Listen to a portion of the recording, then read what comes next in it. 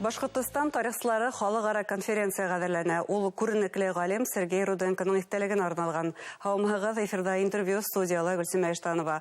Программабызның кунагы Башкортстан Республикаһы күсемһез мирас кунартларын хаклы һәм файдалану буенча гыйльми итештерүдәге итәкчесе Данир Гайнуллин. Һаумыгыз. Данир Ахмадиевич, елдагы көз мизгелендә ноябрь-декабрь айларында Башкортстан тарихчылары Мәҗитов укуларына йыла торгайны. Быел Сергей Руденконы искә алабызмы?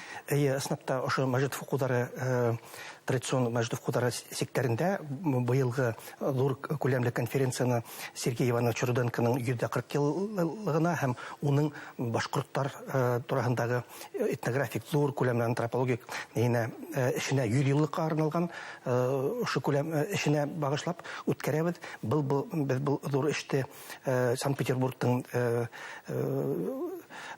институт материаль наследия белән бергәләп эшләйбез һәм инде бөтә Рәсәйдән, сит-илдәрдән 100-гә якын тарихчының, галимнең килүен көтәбез. Сит-илдәрдән тинегез, кайһы илдәрдән көтәбез кунакларда? Кунаклар буласак Ирандан, Германия, Казакстан, буласак һәм Рәсәйнең Владивостоктан алып Калининградка тикрем бөтә төбәкләреннән дә безнең галимнәр катнашсак. Демәк, бик зур гына конференция көтелә. Ул этнографтар конференция гына түгел, аңлавымса. Сергей Руденко ул күп яклы тарихчы булган. Ул этнография менән дә шөгыльләнгән, антропология менән дә шөгыльләнгән, археология менән дә шөгыльләнгән. Шуңа күрә бу конференцияларда иң беренче бит археология менән шөгыльләнүчеләр булат. Археолог яктан, этнография ягыннан һәм антропология ягыннан да материаллар буласак, төрле яклы конференция һәм төрле тармактагы тарихчылар, белгечләр катнашсак. Сергей Руденконың башкортлар дигән этнографик басмаһы, ул бияктан караһаң, ул шул тиклем зур күләмле эш һәм моны ни өчендер ошо тапшыруга әзерләнгәнсә, мин аңа 100 елдан ашудыр дип исәпләйм. Чөнки күп кенә материаллар, күп кенә фотолар, улар 20нче буаттың башында төшерелгән фотолар, унда индерелгән материалдар да шундай зур күләмле генә, ә ул баккан 100 генә ел икән. Сергей Иванович Руденко башкортларның этнография менән 20нче буат башыннан ук шөгыльләнә башлай һәм материалды күп елдар буена я һәм тик 1925 елда гына ошо күләмле эшен советтар осырында уны зур матур күләмле материал дип чыгарга мөмкинчелек ала. Һәм инде менә ошында ул күп елдар йыган материалларын эшләп туплаганга күрә бик яхшы, бик кызыклы һәм хәтта бүгенге көндә ул актуальлыгын югалтмаган зур гыйльми эш булып чыга. Яңарак кына ул эште бит инде ул китапта тагыла нидән безнең республикада тагыла яңадан бастырдылар һәм әлеге көндә ул бөтә тармакта галимдер өчен кызыклы. Чөнки 20нче буаттың башына тиклем башкортлар турасында төрле тарихчылар, Рәсәй тарихчылары, сит-ил тарихчылары, үзебезнең тарихчылар тик эпизодик яктан гына төрле нидән генә өйрәнгән булалар. Ә Сергей Руденко моны нык күләмле итеп һәм тарихны төп күленә төшеп өйрәнә. Башкортларның этнографиясын, уларның көнкүрешен, яшәешен, материаль культурасын күп нидәрдә фотога төшерә һәм моны ошо нидә эштә уларны туплай ала. Шуңа күрә безнең Башкортстан өчен, башкортларның тарихы өчен Сергей Руденконың эше ул бик әһәмиятле эш. Чөнки халкыбызның килеп сыгышын, оның яшәү ишен, оның материаль культурасын, оның мәдәниятен, тарихын күрсәтелгән иң фундаменталь эшләрнең бере 20 буат башында. Бүген ул күптәрнең өстәл китабына әйләнгән. Шул безнең журналистларның да, тарихчыларның да, башкорт милли киеменең тарихын өйрәнүчеләрнең дә һәм башкаларның да. Снапта Руденконың китабы күп кешеләр өчен шундай төп уку әсбап булып тора, азбука булып тора. Әлифба дип әйтсәк тә була, башкорт тарихын өйрәнүдә. Чөнки унда гомумән әр кешеләр 20нче буат башында башкортларның материаль культурасын кызыккана һәм күләмле өйрәнәләр. Руденконың китабында bütün нәмәләр бар дип әйтергә була. Төрле яктан әйтелгән эшләр һәм шуңа күрә ул төрле тармак тарихчыларына, этнографтарына, башкорт костюмы белән шөгыльләнүчеләргә, материаль культура белән шөгыльләнүчеләргә, музей эшмәкәрләренә өстендә был бик шундай кызыклы, зур күләмле материал. Бүген снапта оның әһәмияте баһалап үткән. Бунай 1925 елда яңа сак граждандар угышынан айнып килгән яңа дәүләт, СССР дәүләте өчен ул нинди әһәмияткә ия булды икән?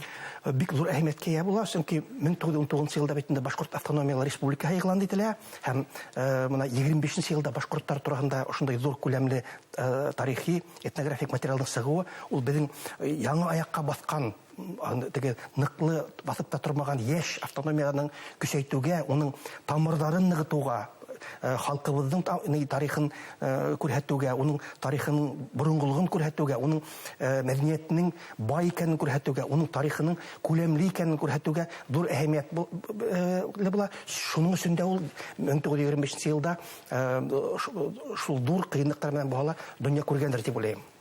Зур кыенлыктар менән дөнья күргән был зур гыйнтык снапта үз соросында бүген дә әһәмиятле.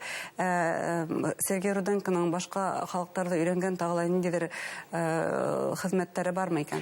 Сергей Руденконың башка халыкларга өйрәнгән хезмәтләре бар, ләкин уның төп нидер казанышлары булып ул Алтайдагы пазарик курганнарын казу, шуларның археологик буларакта зур уңыштарга өлгәшә һәм менә иң зур уңыштарның бере ул Алтайдагы археологик казулары, оның борынгы күчмә халыкларның, күчмә цивилизацияларның бай булуы, уларның мәдәниятен күрһәтүдә, уларның материаль культураны күрһәтүдә зур әһәмияткә. Шуның өчен дә без ошо менә Евразия күчмә халыклары музейын төзегән осорда ошо Сергей Руденконың тарихына, оның варисына әйләнеп кайтабыз. Чөнки менә ошо зур күләмдә нидән алып, алыс көнчыгыштан алып, менә Кара диңгез буена килгән зур күчмә халыкларның нидә цивилизациясында Сергей Руденко шуларны өйрәнүгә зур әһәмият бирә һәм зур уңыштарга өлгәшә. Шуңа күрә без уның тарихын, уның мирасын өйрәнергә тырышабыз. Бына әйттегез, алыс көнчыгышка тиклем дип хәзер унан галимнәрне ла көтәбез. Димәк, улар үзләре өчен кыйммәт булган ниндидер сыгыштары буласак, тарихты өйрәнү буенча. Һичшиксез, менә без алыс көнчыгыштан күчмә халыкларда өйрәнгән профессор Крадинды көтәбез, бүтән галимнәрне көтәбез.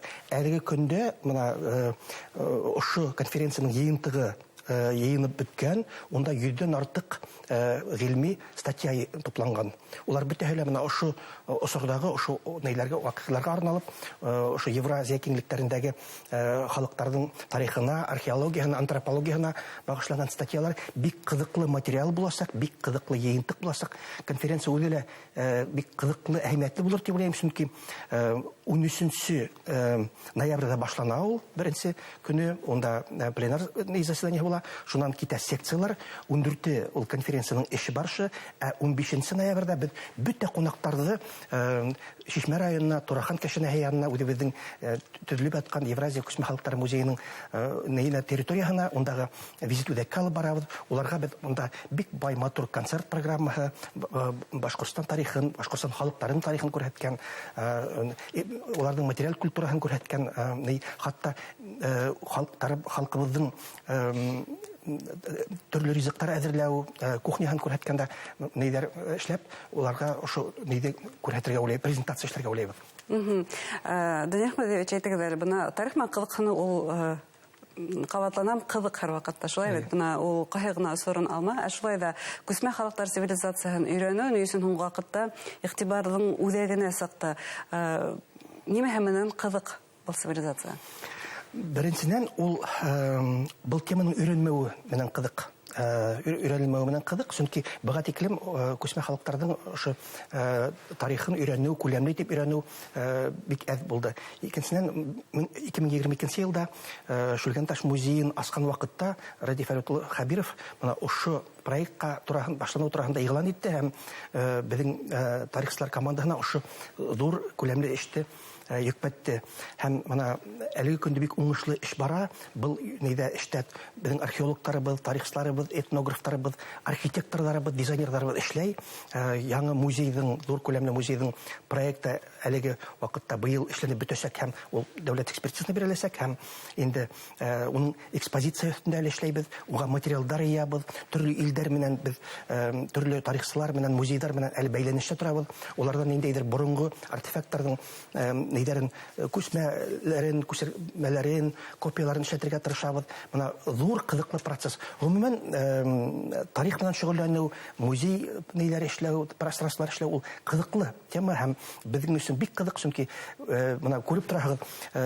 2013 елдан алып, без Шүлгәнташ музее проектын уны зур күләмдә эш итеп, быел үзенең логик финалына китереп беткердек. Уны бөтен дөнья тарихы ЮНЕСКОның кумарткалар списогына индердек бит инде. Бу иң зур баһа алдык үзебезнең бәләкәй генә археологик кумарткабызга. Һәм бөтен Россия күләмендә, бөтен дөнья күләмендә ун дөньяга таныттык. Һәм бөтен Россия өчен дә без аны шундай әһәмиятле проект дип күрһәттек. Хәзер бөтен Россиянең археологлары, тарихчылары безгә төбәп күрһәтәләр дә үзләренең өлгө итәләр. Зур итеп күрһәтәләр. Моны археологик кумартканы шулай дип алып, уның хәдәрен белеп, уны күтәреп, югары күтәреп, музей пространство төзеп, уны фәнни яктан өйрәнеп, дөнья кимәленә күтәрүнең бер яхшы мисалы дип күрһәтәләр. Моны шу теманы без шөгыльләнәбез һәм киләчәктә мин уйлыйм, моны Турахан кешнәһендә, уның тирә-ягында ЮНЕСКОның кумарткалар списогына индерү мөмкинлеге бар. Моның өстендә без эшләйбез һәм бу да киләчәккә зур максат булып тора. Һәм бу галимнәрнең генә түгел, ябай халыкның да кызыксынуын уята. Бу инде визит үзәккә агылган туристлар агымын күзәткәндә генә шундай фикергә килергә мөмкин. Зур рәхмәт сезгә әңгәмәгез өчен. Хөрмәтле тамашачылар, студиябызның кунагы Дәүләт Йылышы Курултай депутаты Башкортстан Республикаһы күсемһез мирас кумарткаларын һаклау һәм файдалану буенча гыйльми тикшерү үзәге итәкчесе Данил Гайнуллин булды. Игътибарыгызга зур рәхмәт.